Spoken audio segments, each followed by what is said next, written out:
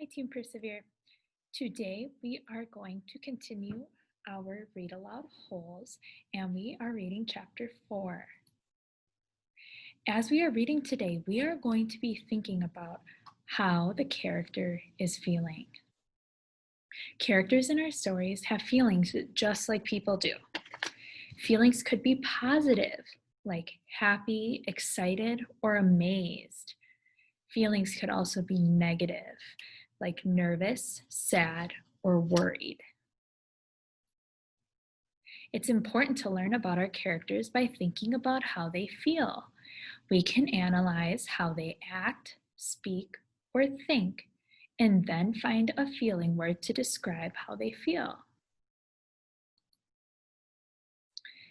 Today, as we're reading, think about the way Stanley acts, speaks, and thinks as we read chapter 4. After we're done reading today, you will be looking at a feelings chart like the one on this slide, and you will need to pick a feeling for Stanley, and you'll have to support that feeling with evidence from the text. So, for example, if you were to say that Stanley was sad, you would have to provide evidence from the story, something that happened or that he said that would support him feeling sad. So keep some of these emotions in mind as we're reading today.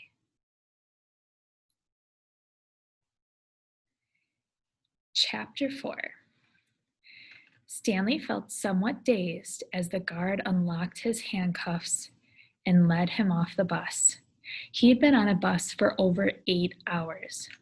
"Be careful," the bus driver said as Stanley walked down the steps. Stanley wasn't sure if the bus driver meant for him to be careful going down the steps or if he was telling him to be careful at Camp Green Lake. "Thanks for the ride," he said. His mouth was dry and his throat hurt. He stepped onto the hard, dry dirt. There was a band of sweat around his wrist where the handcuff had been. The land was barren and desolate. He could see a few rundown buildings and some tents. Farther away, there was a cabin beneath 2 tall trees. These 2 trees were the only plant life he could see. There weren't even weeds. The guard led Stanley to a small building. A yard sign on the front said, "You are entering Camp Green Lake Juvenile Correctional Facility." Next to it was another sign which declared it was a violation of the Texas Penal Code to bring guns, explosives, weapons, drugs, or alcohol onto the premises. As Stanley read this sign, he couldn't help but think, well, duh. The guard led Stanley into the building, where he felt the welcome relief of air conditioning. A man was sitting with his feet up on a desk. He turned his head when Stanley and the guard entered, but otherwise didn't move. Even though he was inside, he wore sunglasses and a cowboy hat. He held a can of soda, and the sight of it made Stanley even more aware of his own thirst. He waited while the bus guard gave the man some papers to sign. "That's a lot of sunflower seeds," the bus guard said. Stanley noticed a burlap sack filled with sunflower seeds on the floor next to the desk. "I quit smoking last month," said the man with the cowboy hat. He had a tattoo of a rattlesnake on his arm, and as he signed his name, the snake's rattle seemed to wiggle. "I used to smoke a pack a day. Now I eat a sack of these every week." The guard laughed. There must have been a small refrigerator behind his desk because the man in the cowboy hat produced 2 more cans of soda. For a second, Stanley hoped that one might be for him, but the man gave one to the guard and said the other was for the driver. "9 hours here, now 9 hours back," the guard grumbled. "What a day." Stanley thought about the long, miserable bus ride and felt a little sorry for the guard and the bus driver. The man in the cowboy hat spit sunflower seed shells into the waste paper basket. Then he walked around the desk to Stanley. "My name is Mr. Sir," he said. "Whenever you speak to me, you must call me by my name. Is that clear?" Stanley hesitated. Yes, Mr. Sir," he said, though he couldn't imagine what was really the man's name. "You're not in Girl Scouts anymore," Mr. Sir said. Stanley had to remove his clothes in front of Mr. Sir, who made sure he wasn't hiding anything. He was then given 2 sets of clothes and a towel. Each consisted of a long sleeve orange jumpsuit and an orange t-shirt, and yellow socks. Stanley wasn't sure if the socks had been yellow originally.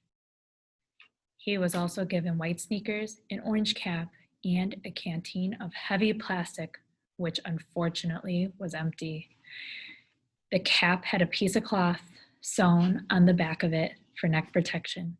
Stanley got dressed. The clothes smelled like soap. Mr. Sir told him he should wear 1 set to work in and 1 set for relaxation. Laundry was done every 3 days. On that day, his work clothes would be washed. Then the other set would become his work clothes, and he would get clean clothes to wear while resting. "You are to dig 1 hole each day, including Saturdays and Sundays. Each hole must be 5 feet deep and 5 feet across in every direction.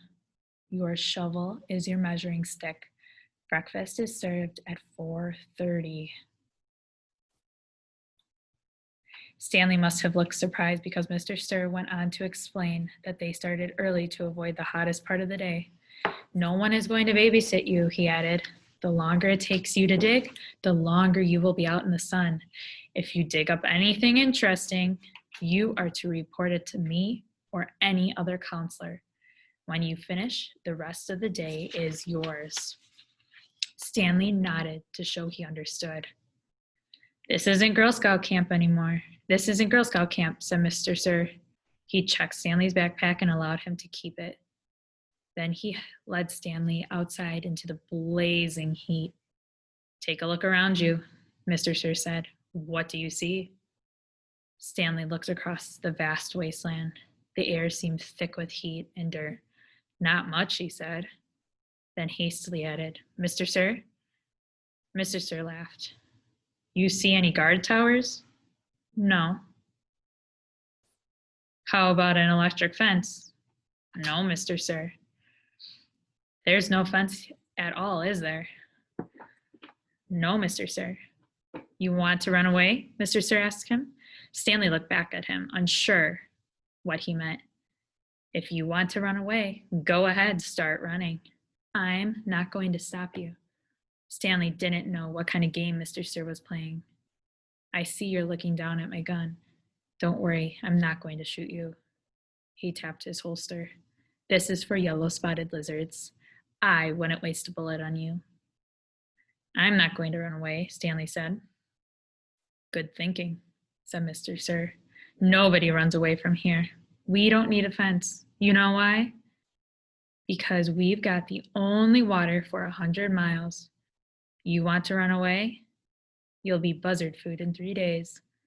Stanley could see some kids dressed in orange and carrying shovels dragging themselves toward the tents. "You thirsty?" asked Mr. Sir.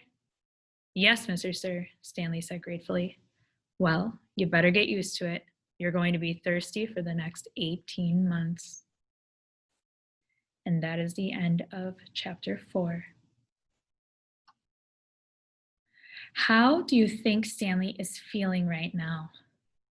And on the left, we have different emotions: happy, upset, furious, excited, unhappy, nervous, scared, silly, angry, surprised, depressed, shocked, playful, glad, sad, overjoyed.